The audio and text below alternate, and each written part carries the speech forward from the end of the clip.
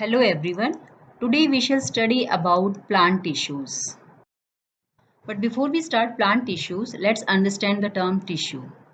Tissue is a group of cells which and all these cells are having similar structure and they perform a common function. That means the cells will resemble in their structure and they together will form a particular function. This is the special feature of tissue. Tissues are mainly divided into two categories, the plant tissues and the animal. Now, from this flow chart, you can have an idea about the types of plant tissues, and these tissues are divided on the basis of the type of cell they are having. The first one is the meristematic tissue, and the second is the permanent tissue. Meristematic tissues are the tissues whose cells are having the capacity or the capability of cell division, and the cells of this tissue are undifferentiated. Meristematic tissue is further divided into three categories. One is the apical meristem, second is the lateral meristem, and the third one is the intercalar or intercalary meristem. Permanent tissues we'll study later on. Now plant tissues, meristematic and permanent, these two are the categories we have already. Now meristematic tissues. These tissues are the dividing tissues and these are found in the growing regions of the plant. The growing regions are the tip of the root and the tip of the shoot. That means these tissues help in growth of the plant. And the cells of this tissue have the tendency to divide continuously. This is the special feature of tissues. Now the cells of meristematic tissues are very active as they keep on dividing all the time throughout their life, and these cells are having dense cytoplasm. They have a very prominent nucleus which is easily visible, but they do not have vacuole. This cell vacuole is absent in the meristematic tissues, and they have very thin wall which is made up of cellulose. So these are some features of the meristematic tissues. Now the types of meristematic tissues. As we have discussed, these are of three types: apical, lateral, and intercalary. And from this diagram, you can have an idea about the apical meristem. This one is the intercalary meristem, and this third one is the lateral meristem. We'll study all these tissues in detail in coming slides. First one is the apical meristem. These tissues are found in the growing tips of root and shoot. That means these tissues will increase the length of the root and the stem. They will help in the growth of the plant. Right, so this is we can see from here this apical meristem as it is present in this region, so it will increase the length of the plant. This is the function of apical meristem, and it is found in the root and the shoot.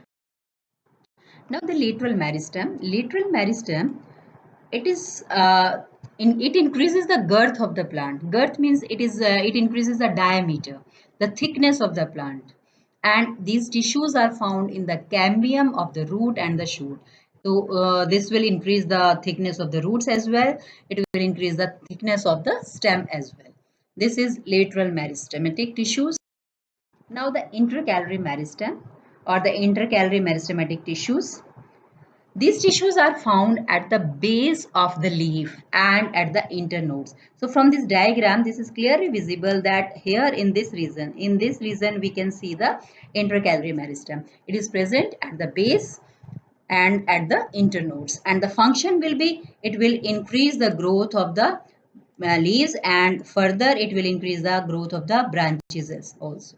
So it will increase the number of branches in the plant. So finally it will increase the size of the plant.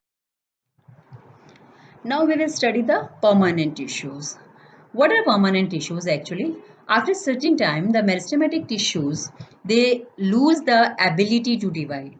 And when they lose the ability to divide, they form the permanent tissues. And the process of taking up a permanent shape, size, and function by the cells of meristematic tissue is called differentiation. Means when the cell will lose the ability to divide, at that time it will acquire a proper shape, permanent shape, and the size and it will be specialized for a particular function, and at that time it will be called permanent tissue, and this process is known as cell differentiation. We call it cell differentiation. Now the cells of meristematic tissues, they differentiate to form the permanent tissues. We have done this. From this flow chart, we can have an idea about the different types of permanent tissues. The permanent tissues are of two types, the simple tissues and the complex tissues. The simple tissues are made up of just one type of cell. Complex tissues are made up of more than one type of cells. So first we will study the simple tissues, and in that also we will do the types. First one is the parenchyma, second is the collenchyma, and the third one is sclerenchyma. So these three are the types of simple tissues. We'll study all these types in detail in the coming slide. So these are the types of permanent tissues, simple and the simple, it is of three types: parenchyma, collenchyma and sclerenchyma. So we'll be studying the parenchyma in detail now. The cells of parenchyma are living. So this is a living tissue and these cells are thin walled. Second point is these cells are very loosely packed. So we can see the intercellular spaces, the large intercellular spaces rather, because these cells are loosely packed. And these cells, the function of these cell is to provide the support to the plant, and the another function is it also help in storage of food. So these two are the functions: provide support and help in storage of food. See, from this diagram we can see that there are large intercellular spaces. This is the intercellular space, this is the intercellular space. So these are intercellular spaces are clearly visible in parenchymatous cells. Now the chlorenchyma. When the parenchymatous cell, they have chlorophyll. In that case, it is called chlorenchyma. And when these cells are having chlorophyll, so they'll be capable of doing photosynthesis. So the function of these cells will be to perform photosynthesis. That means they'll be helping in making food for the plants. This is the function of chlorenchyma. Now the arenchyma. What happens? The parenchymatous cells in the aquatic plants, they are having large air cavities or the large air spaces. These air cavities make the plant very light, and this provide buoyancy to the plant, and it helps in floating in water, because the plant is an aquatic plant. So this air cavities makes the plant light and helps in floating. Now collenchyma. The cells of this tissue are elongated. They have very less intercellular spaces, and the cell wall is thickened at the corner due to deposition of lignin. We can see this from here, this diagram also. We can see this thickening at the corners. This thickening at the corners is visible in this diagram. This is the thickening. We can see here. The thickening is visible, and this thickening is because of deposition of lignin. This tissue is found in the stalk below the epidermis. This is a location below the stalk, below the epidermis, and the function is it provide mechanical support to the plant. It helps in easy bending. That means it provide flexibility to the plant. Now sclerenchyma. The cells of this tissue are dead, and they have a very narrow lumen. Narrow lumen means because they are having deposition of lignin. Because of deposition of lignin, this lumen is very narrow and the cells are dead. Cell wall is thickened due to deposition of lignin, and they do not have intercellular spaces, or sometimes they have very less intercellular spaces. Very less intercellular space is present, and it is found in the veins of the leaves. It is found in the husk of coconut. It is found in covering of the seeds, and it is also found in the covering of nuts. So covering of nuts and seeds, husk of coconut, veins of leaves, and it is also found around the vascular bundle. So this is the location of sclerenchyma. And the function, obviously, it will provide the mechanical support to the plant. Now the complex tissues. Complex tissues are the tissues which are made up of more than one type of cells, and there are two type of complex tissues. One is the xylem and the second is phloem. Xylem and phloem together are called conducting tissues, or they also constitute the vascular bundles.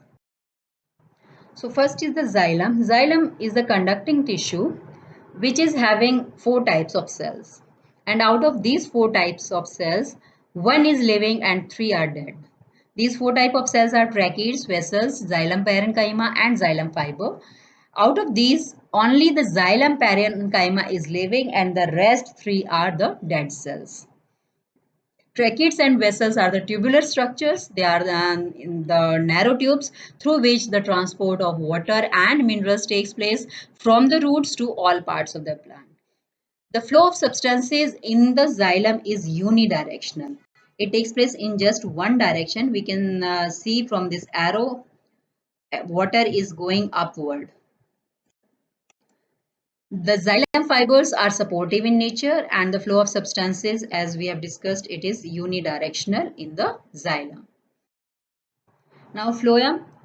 Phloem, it is also having four types of cells: sieve tubes, companion cells, phloem fiber and phloem parenchyma. Out of all these four, phloem fibers are the dead cells and the rest three are living cells. Sieve tubes and companion cells, these transport food from leaves to all part of the plant. Phloem parenchyma stores food and the fibers because they are dead, so they provide the mechanical support to the plant. And just opposite to the xylem, the flow of substances is multidirectional here. It was unidirectional in xylem, but in case of phloem, it is multidirectional. That means the food from the leaves will be transported to all parts of the plant in all the directions. So the flow of substances will be multidirectional in the phloem.